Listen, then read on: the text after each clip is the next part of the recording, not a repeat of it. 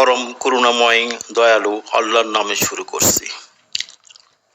গ্রামীণ কৃষি ও জীবনযাত্রা নিয়েই আমার এই শিক্ষামূলক প্রতিবেদন।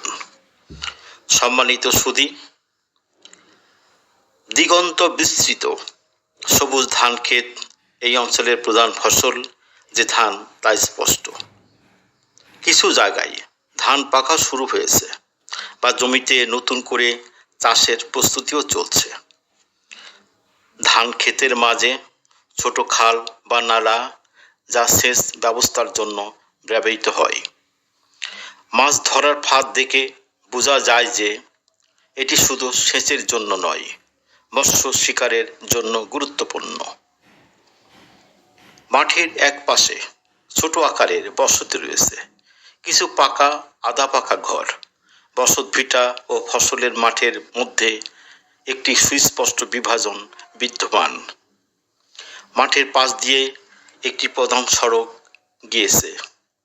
এই সড়কটি গ্রামীণ অর্থনীতিতে গুরুত্বপূর্ণ ভূমিকা রাখে, কারণ এটি উৎপাদিত কৃষিপণ্য পরিবহন এবং বাজারের সঙ্গে যোগসূত্র স্থাপনের সাহায্য করে। বৈদ্যুতিক টাওয়ারের দেখেই বোঝা যায় এই অঞ্চলটি আধুনিক বিদ্যুৎ পরিষেবার আওতাভুক্ত, যা গ্রামীণ জীবনে আলোর পাশাপাশি কৃষিকাজ ও ছোট শিল্পের ভূমিকা রাখে। এখানকার জীবনযাত্রা সম্পর্কে কিছু শিক্ষামূলক বিষয় আসলেই জানা যায়। এখানকার প্রধান ফসল, যা জীবন ধারণের মূল ভিত্তি। ধান ছাড়াও কিছু জমিতে অন্য ফসল যেমন পাট, শাকসবজি বা গাছপালা, কলা গাছ, বাঁশঝাড় দেখা যায়, যে খাদ্য ও আয়ের উৎসকে বৈচিত্র্যময় করে তোলে। খাল বা নালায় মাছ ধরার ফাঁদ দেখেই বোঝা যায় যে স্থানীয় মানুষজন কৃষির পাশাপাশি মৎস্য সম্পদ ব্যবহার করে জীবিকা নির্বাহ করে থাকে।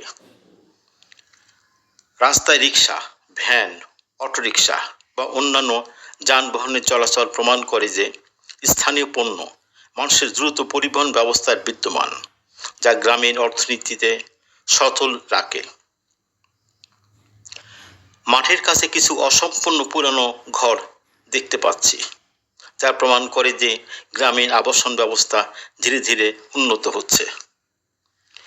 এখানে সবচেয়ে বড় সমস্যা, প্রধান সড়কের পাশে থাকার কারণে কৃষি জমিতে শব্দ, বায়ু দূষণের ঝুঁকি থাকতে পারে। এছাড়া ফসলের জমি থেকে বসতির দিকে অবৈধ স্থাপনা সম্প্রসারণের সম্ভাবনাও থেকে যায়। উন্নত যোগাযোগ ব্যবস্থা থাকার কারণে কৃষকরা তাদের পণ্য সহজে শহরে বা বড় বাজারে বিক্রয় করতে পারে। বিদ্যুৎ সুবিধা থাকার আধুনিক সেচ পদ্ধতি ব্যবহার বা ছোটখাটো কৃষিভিত্তিক শিল্পের স্থাপনের সম্ভাবনা এখানে রয়েছে।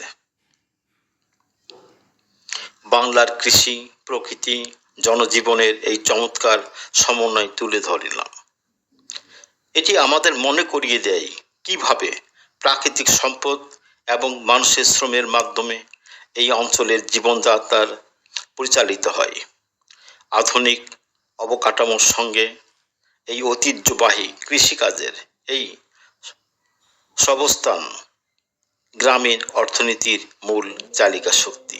সম্মানিত সুধী, আমার চ্যানেলে নতুন হয়ে থাকলে অবশ্যই সাবস্ক্রাইব করবেন, যদি পেজে থাকেন ফলো করবেন। আপনাদের সুস্বাস্থ্য মঙ্গল কামনা করে এখানে আল্লাহ হাফেজ।